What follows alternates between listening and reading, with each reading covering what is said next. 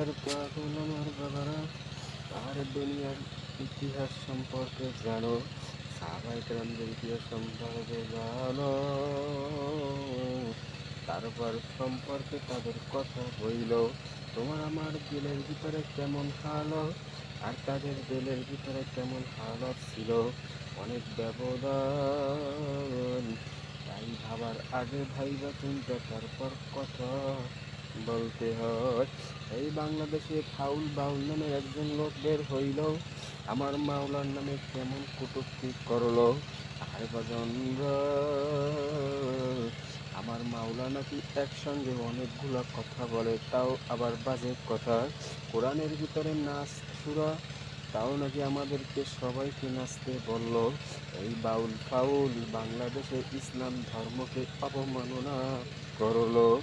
ওই বাউলের কঠিন বিচার বাংলার জমিনে হইবে, আর আমরা সবাই কিন্তু দেখতে চাই। কিন্তু একদল রাজনীতিবিদেরা এই বাউলের সাপোর্ট করে, তারা নাকি বাউলের অপপ্রচারণায় ব্যথা পাইয়া এখন ইসলামকে পুরোপুরি ধ্বংসের একটা কারিগরি হিসেবে আহারে একটা সিস্টেম খুঁজে পাইল।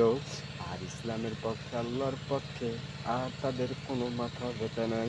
যদি মাথা ব্যথাই থাকতো, এই বাউল ইসলামকে নিয়ে যেমন কটূক্তি করলো, সঙ্গে সঙ্গে তাদের মাথা ব্যথা শুরু হয়ে যাইতো।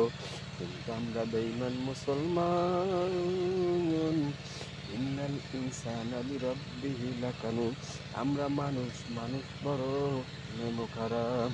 যদি নেমুখারাম না হইতাম, আর ওই বাউলের বিরুদ্ধে আমাদের একটা ক্ষোভ প্রকাশ পাইতে জাগত। কিন্তু আমরা মুসলমান, আল্লাহর ফজলে ক্রমে তার ধারে কাছেও গেছি না, তাদের বিরুদ্ধে কথা বলি না, আরো তাদের উস্কানি দেই।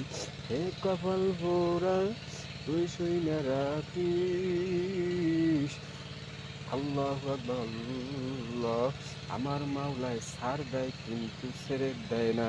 তুই এখন তাদের বিরুদ্ধে সাপোর্ট করছো, একদিন না একদিন তুই তার ফল অবশ্যই পাবি।